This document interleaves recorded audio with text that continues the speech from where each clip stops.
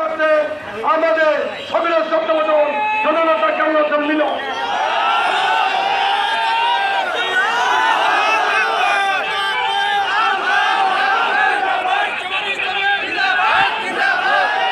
আসসালামু আলাইকুম ওয়া রাহমাতুল্লাহি ওয়া বারাকাতুহু।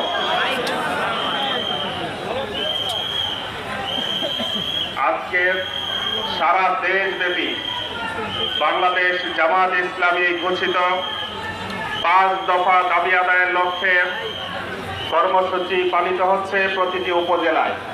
তারই অংশ হিসেবে আজকে ফুলবাড়িয়ার এই জুলাই চত্বরে আয়োজিত এই সমাবেশের উপস্থিত সংগ্রামী সভাপতি, ফুলবাড়িয়া উপজেলা জামাতের সংগ্রামী আমির, ফুলবাড়িয়া উপজেলা পরিষদের সাবেক সফল ভাইস চেয়ারম্যান জনাব জননেতা ফজলুল হক শামীম, এই সমাবেশে প্রধান অতিথি হিসেবে উপস্থিত হয়েছেন বাংলাদেশ জামাত ইসলামী ময়মনসিংহ জেলা শাখার সংগ্রামী আমির, বারবার কারা নির্যাতিত নেতা জননেতা আব্দুল করিম।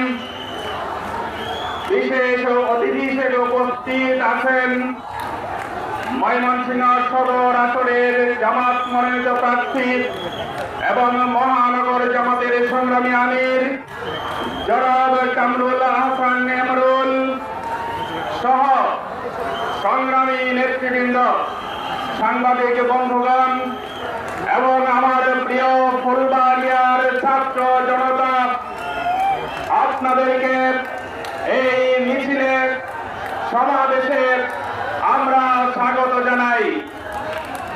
ইতিমধ্যেই 4 নং বালিয়ার ইউনিয়নের একটি বিশাল মিছিল আমাদের সমাবেশে এসে মিলিত হয়েছে। আমরা সমাবেশ থেকে তাদেরকে স্বাগত জানাই। সংগ্রামী ভাইয়েরা আমার, আমরা বেশি বক্তব্য দিতে চাই না। আমাদের প্রধান অতিথি কথা বলবেন। আমরা স্পষ্টভাবে বলতে চাই, 54 বছরে এই বাংলাদেশের জনগণ প্রত্যেকটা সরকারের কাছে যে ওয়াদা ছিল, তাদের যে ম্যানিফেস্টো ছিল, রাজনৈতিক তাদের যে স্লোগান ছিল, সেইগুলো তারা বাস্তবায়ন করে নাই।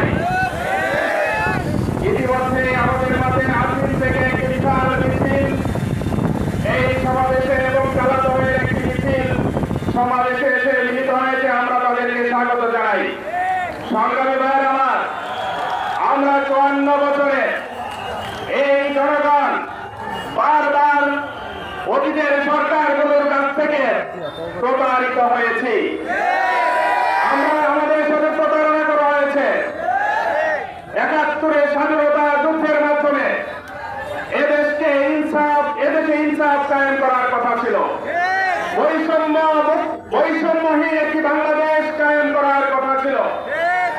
এই দেশে ন্যায় বিচার প্রতিষ্ঠার কথা ছিল, কিন্তু আমরা ন্যায় বিচার দেখিনি। যে কারণে 24-এর একটি গণ অভ্যুত্থানের মাধ্যমে নতুন আশা, নতুন স্বপ্ন নিয়ে এই বাংলাদেশের তরুণ সমাজ রক্ত দিয়ে আবারও একটি নতুন বাংলাদেশ গড়ার প্রত্যয় ঘোষণা করেছে।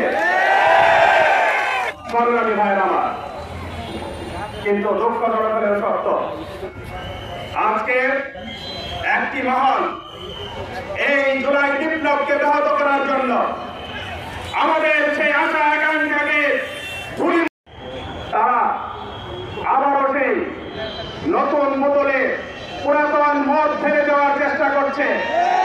আমাদের জনগণ এটা কোনোভাবেই মেনে নেবে না। সংগ্রামী ভাইয়ের আমার, আজকে বাংলাদেশ